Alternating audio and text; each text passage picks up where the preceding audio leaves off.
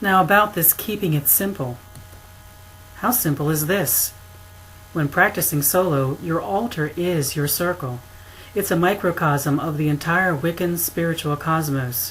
While in groups we move through the ritual together, so we're in sync with the building of the circle.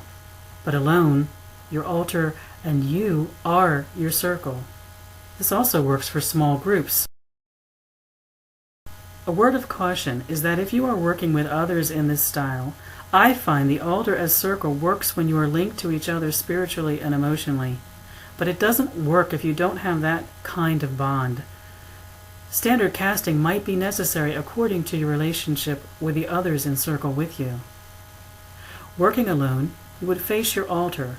My home altar is set up this way, against a wall.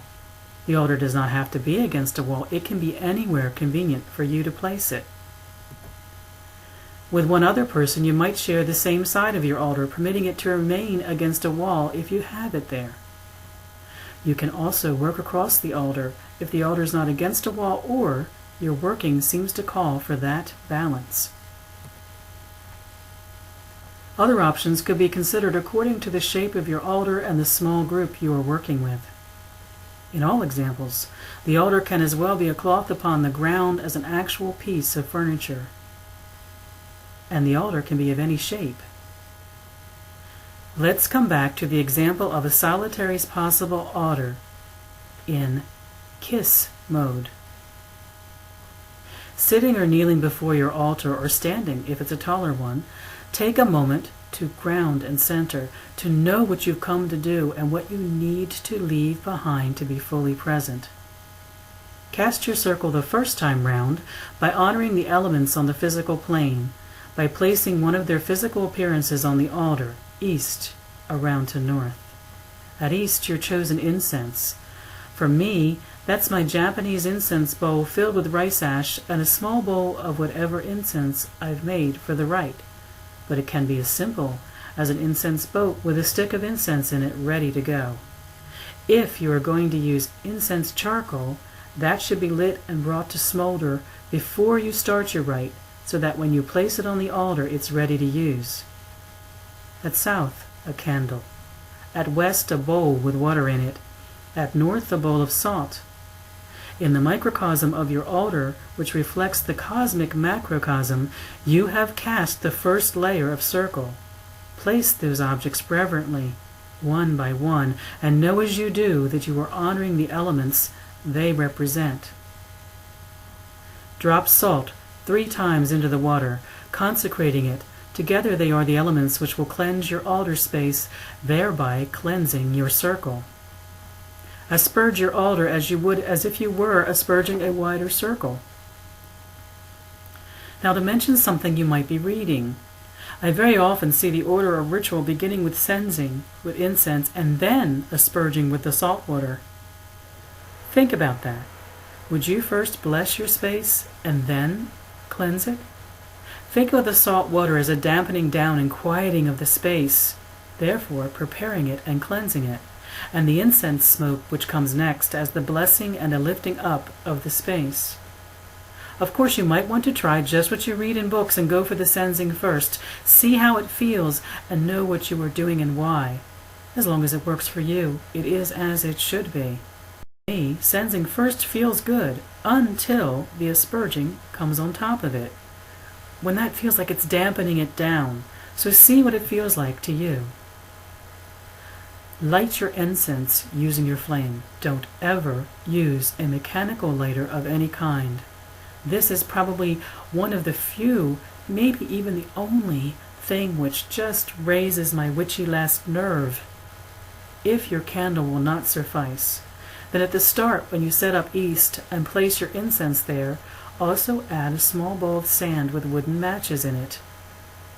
Don't believe what you've read about matches being unacceptable in circle. Goddess knows where that bit of instruction came from. Although, we can guess it's probably a kickback to the Christian thought of sulfur and its smell being associated with evil. But we know better, don't we? There's nothing more natural than a wooden stick match.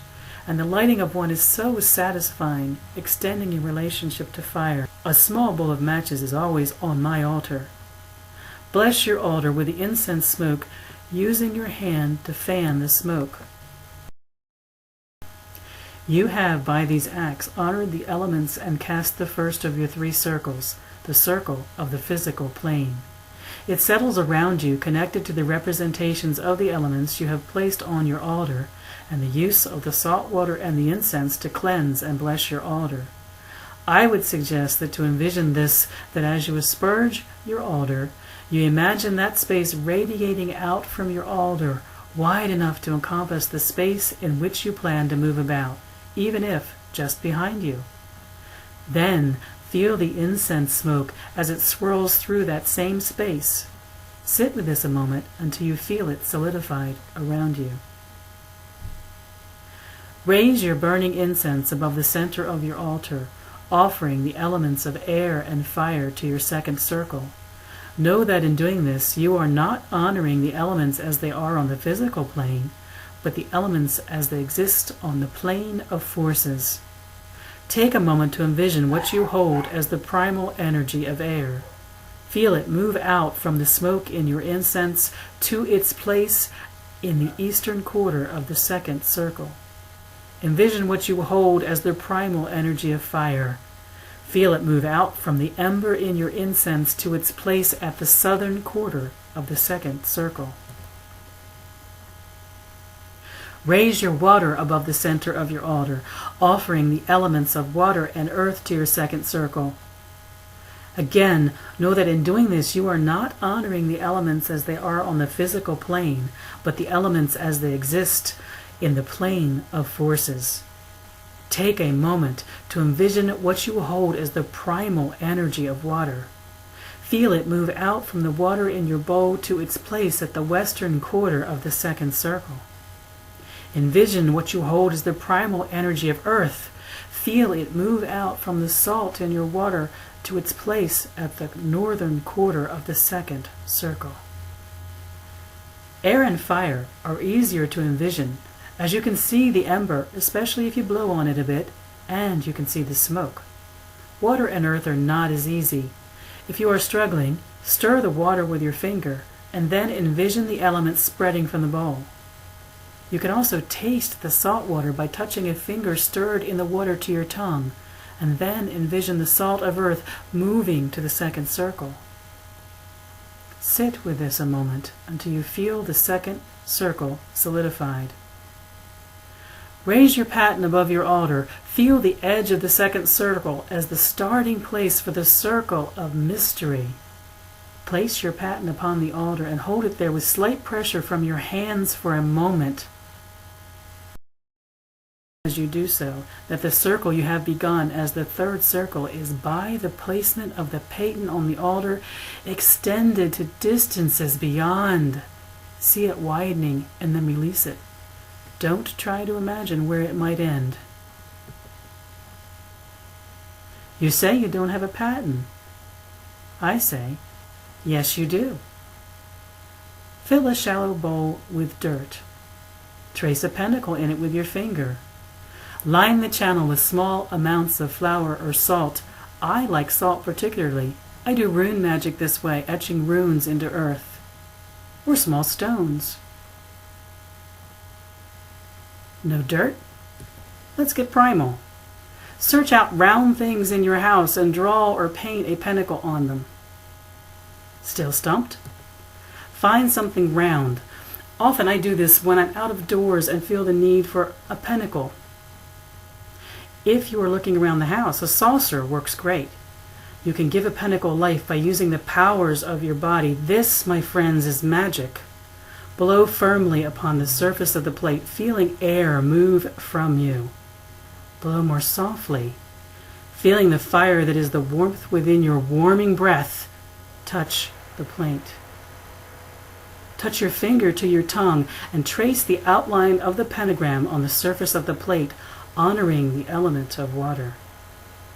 Blow upon your finger until dry, and then trace the outside of the plate with that finger, honoring earth with the bones of your being as you focus on your body connecting to the edge. No one else can see the pentacle you have created.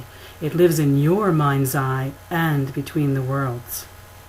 If you create a pentacle this way, you do need to create it each time you need it. When done, take the palm of your hand and move it counterclockwise around the surface, eliminating what is left of your body and the energy from it. Or, write a pentacle on a piece of paper. The word pentacle refers specifically to a talisman and does not refer to a specific appearance of that talisman. Be creative. You'll come up with other ideas, I'm sure. Now, raise your arms upward and then cross them over your chest. Conserve the function of the as above, so below if you do not have a blade. At this point, you will want to honor your gods in whatever way is natural to you. It's most common to light candles for them, but if you don't have candles you want to use, you can always place pictures or representations of them there instead. Is there statuary you really like? A picture will suffice on the KISS altar until such a time you find the perfect representation. I've used dark and light-colored stones to represent them. Your representations can be items found in nature. They can be seasonal images. Again, use your imagination. The gods will know your intent.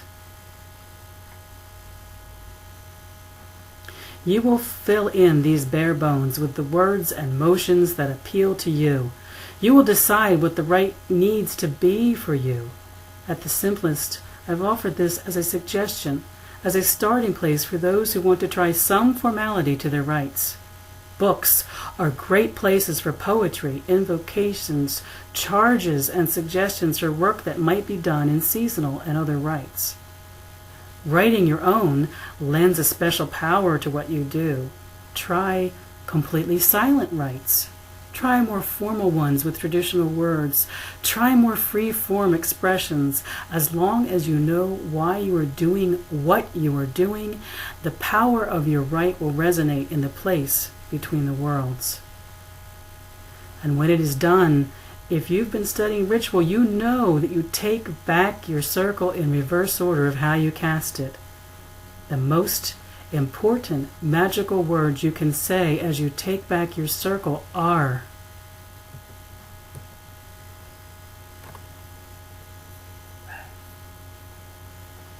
and I thank you for spending this time with me, for humoring bad audio and a clumsy presentation.